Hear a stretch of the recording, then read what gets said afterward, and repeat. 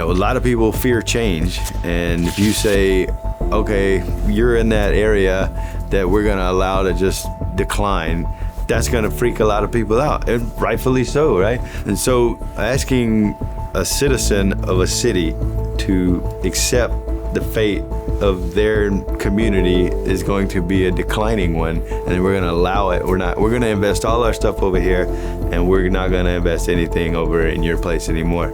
That's a lot to ask of someone, correct? I say that as an extreme example. There has to be some sort of flexibility in the mindset of people living here.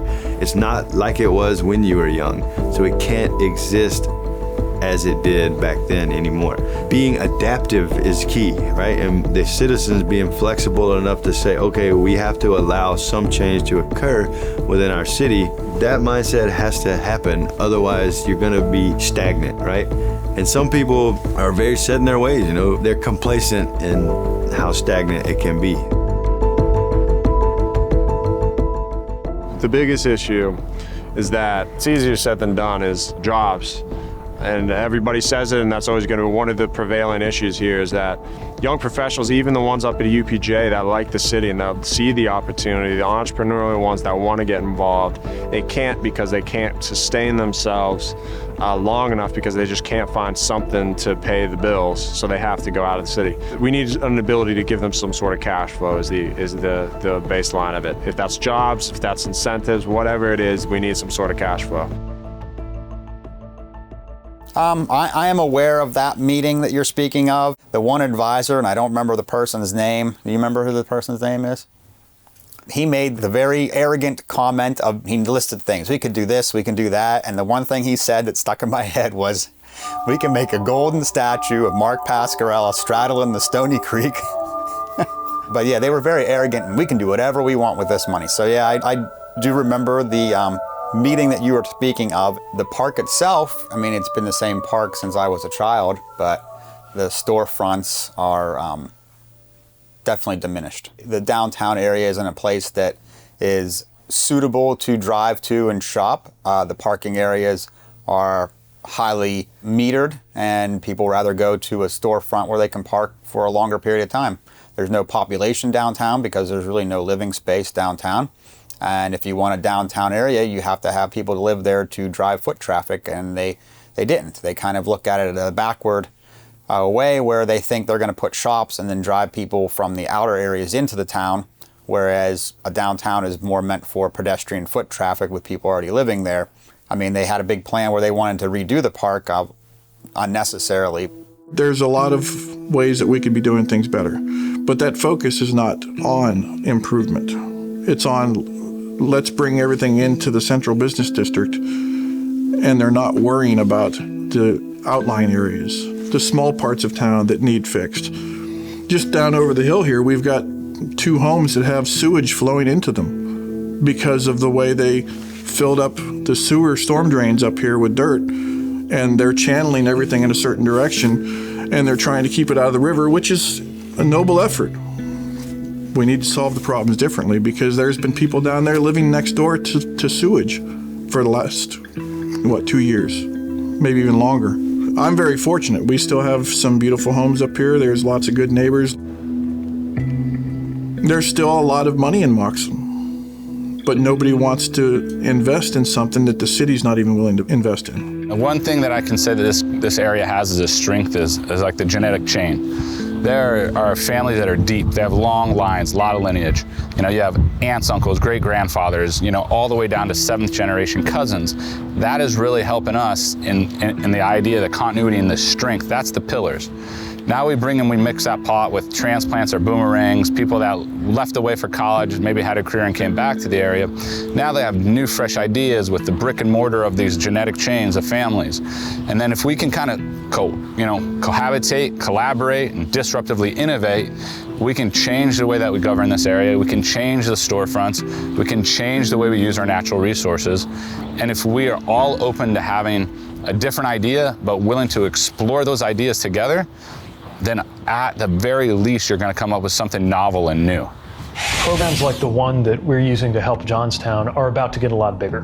We're getting ready to tee up hundreds of billions of dollars in funding across the coming years, and it's going to go to all kinds of different efforts, from streetscape improvements and rail vision and trail visions like this. And so it's all hands on deck to make sure that we can effectively deploy these taxpayer dollars to make everything stronger. So that's their big idea, to redo Main Street and Central Park. They already spent almost $2 million on the plans, which went to Rosemary Pavlovsky's son's architecture firm. She is the person who is in charge of the arts for the city of Johnstown, whether it's formally or informally. I think she's over at the Bottle Works. But at one time when I was on council, another council member, when I was trying to do things art-related, told us we couldn't do that because we didn't want to step on her toes. So she's quite connected, at least $2 million connected. Oh, I remember the scoring system. They didn't really give us the entire details on it. Yeah, they didn't give us all the details on how it was very subjective, and it was more the usual people. I forget who got the most, you remember? Their people. Yeah.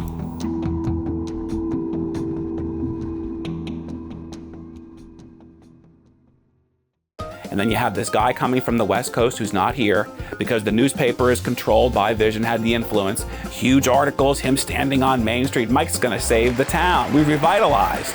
It was Mike's idea to rebrand Main Street.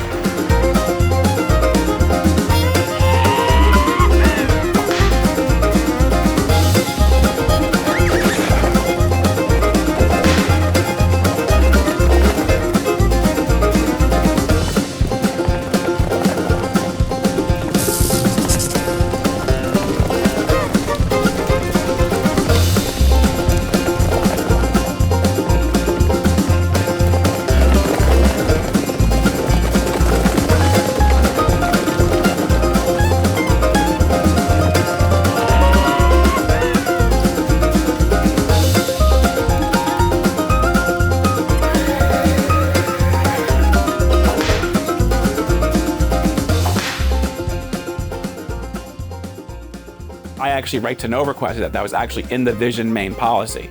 All the board members had to sign a non-disclosure agreement. Some of them admitted they didn't do them. Most of them didn't even comment. Where do you think that influence came from? Mike, I think that was totally Mike. I think Mike was getting involved in things, and I think he just wanted to have a little bit of protection because a part of him knew what he was doing was manipulating like a puppet master the strings. And I don't even think he was the true puppet master. I think it was Bill and Mark. That's why I criticize them online the most. So I think the city managers are all squeezed by our council members, and I think our council members are definitely tied in with the Vision crew. I think they are the Vision crew. Ethan was on the planning commission. I think what they do is when they have people they have jobs for, they use them to put in other positions to use them as pawns. They did what they were told. They were the same people doing the same thing, so he was not really brought in from the outside. He was already in the mix and just, hey, you're good, yes man, you do what you're told. Want some more money? Come on in, let's bring in some Afghan refugees and then waste a bunch of money on Central Park. And he went, hey, I can do that. I think that if we don't start involving the people from other markets, other transplants that are now here, then I think that it's going to be a tug of war in the next 2 to 5 years. Purely grabbing at the same resources, and the biggest resources is human capital, right? So it's people. It's not money, it's people, right? There's plenty of money in the market if you want to go figure out how to get it, but it's hard to get more people to, your organization in order to do this concept or this motive.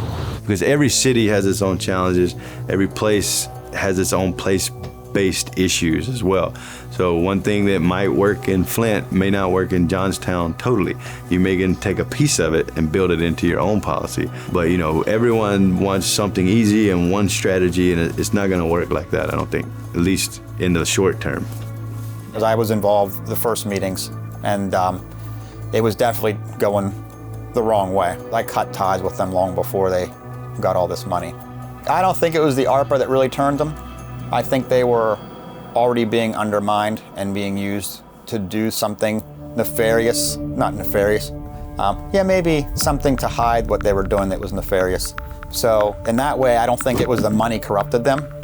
I think it was just they had an opportunity now. Look at all this we can do. We can do stuff now. What do you guys want?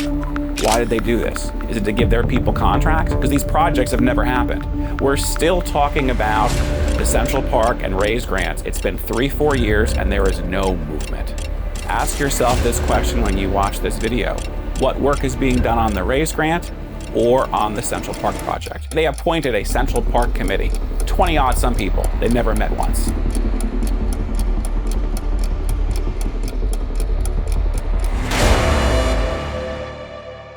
They wanted to get him in so he could run the city to then spend that ARPA money to do their projects. And so they all worked together to market. Is that even when they spent taxpayer money for advertising? Because they're all working together to push their agenda. So their agenda was, we want this man into this position, so we'll dupe the citizens of the city, which obviously isn't that hard because they just went along with it. So you have a nonprofit using the media as a propaganda arm openly to curry favor and support and confuse the average person so they believe the vision's good and everybody else is bad.